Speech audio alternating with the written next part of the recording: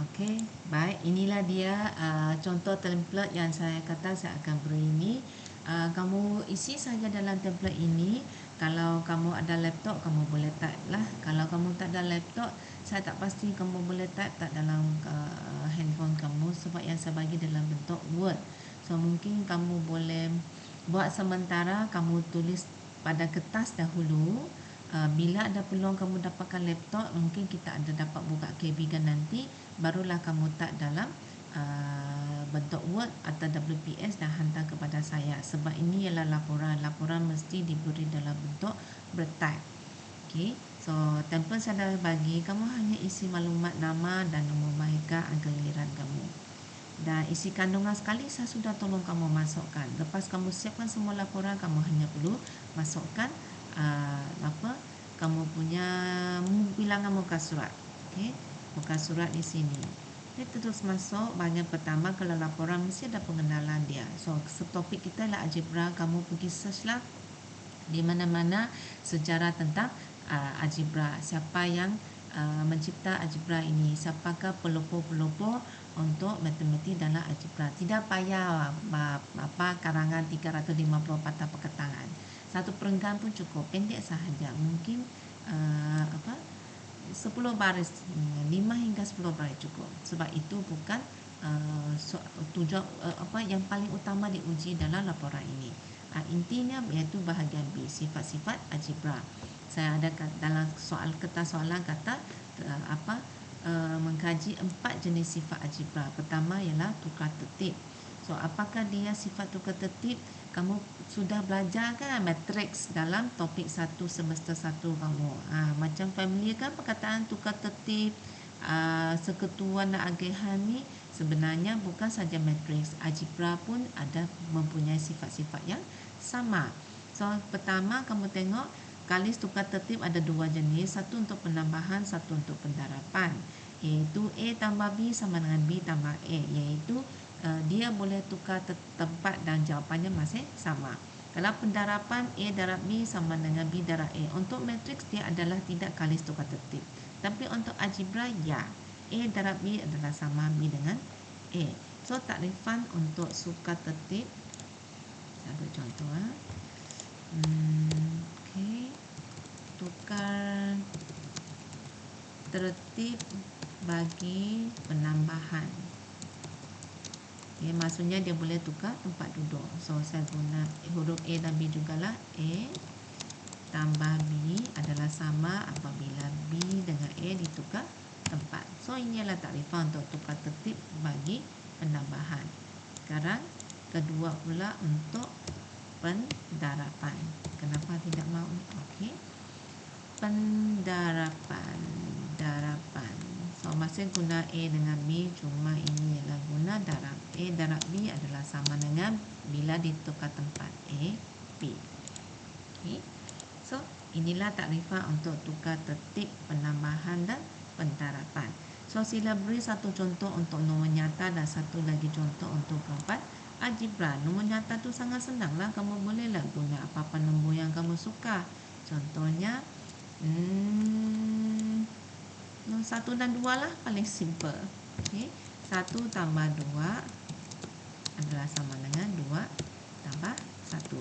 Sama kan? Jawapannya tetap sama. 3 di kiri, 3 di kanan. Jadi samalah. Kemudian untuk pendarapan saya guna 3 dan 4 lah. 3 darab 4 adalah sama dengan 4 darab 3. Itu maksudnya contoh untuk nombor nyata. Sekarang kita pergi pula tengok untuk algebra. Okay. Algebra, ungkapan algebra. Ungkapan algebra terdiri daripada nombor nyata dan terdiri daripada nombor dan juga nombor yang ada pemboleh ubah. Kamu nak ada X ke, ada Y ke, ada Z ke, suka hati kamu lah. Tapi kita mungkin guna simple sahaja, A dan BX sahaja. Katakan saya ada 2 tambah X. No. X dan Y lah. X tambah Y. X tambah 2y.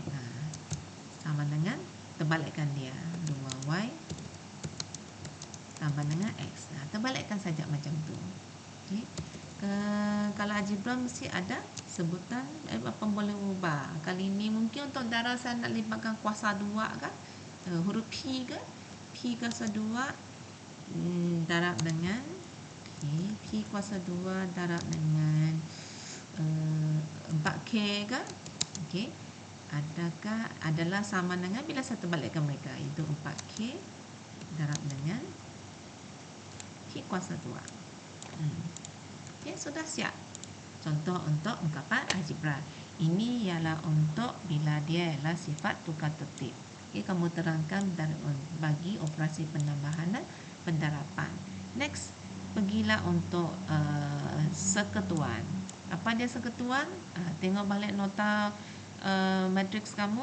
Seketuan ialah apabila ada dua juga untuk penambahan dan pendarapan. Bila melibatkan 3 sebutan A, B dan C, saya tambah A, B, C dahulu adalah sama apabila saya tambah A, B dulu. Kalau pendarapan ialah adalah sama dengan saya darab B, C dulu, kemudian baru saya darab dengan A, B. Okey, jadi saya copy ni supaya saya senang. Ada 2 sekutuan untuk pendarapan dan penambahan, dan sekutuan untuk pendarapan. Kali ini tengok balik contoh dia.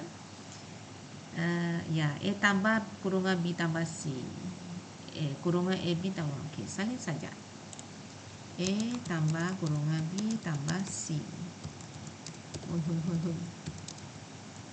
adalah sama dengan kurungan A tambah B tambah C. Okay. Saya boleh tambah B dengan C dahulu baru tambah A, atau saya boleh tambah A tambah B dulu baru tambah C. Itu maksudnya seketuan.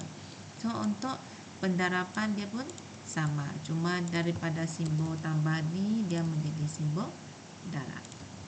Inilah dia tarifan untuk ketuan penambahan dan pendarapan. So kamu masukkan satu contoh nombor nyata dan satu contoh ungkapan algebra, sama seperti yang saya buat apabila untuk tukar tertib ini.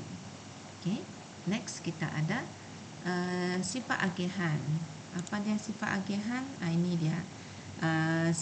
A kurungan B tambah C boleh dikembangkan sebagai A darab B atau A darab C dan sebaliknya. Okey, ini saya salin, saya bawa ke sini ya. Ini dia. Okey, tarifan dia ialah, ini semua ada di internet, kamu boleh cari sendiri. Cuma sekarang saya ambil mudah kerana dalam nota matriks sudah ada.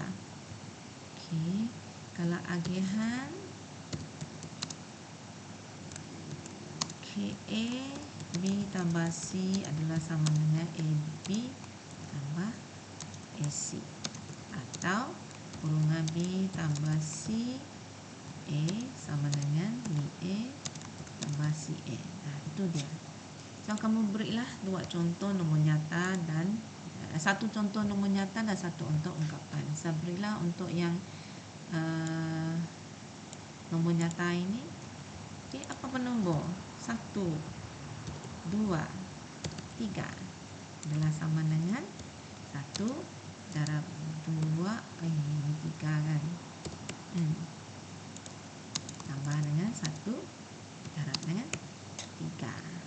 Atau salin balik yang ini, bentuk ini, iaitu 1 tambah 2 bila didarab dengan 3 adalah sama dengan 1 darab 3 tambah dengan 2 darab 3. So next kamu beri lagi satu contoh untuk ungkapan algebra.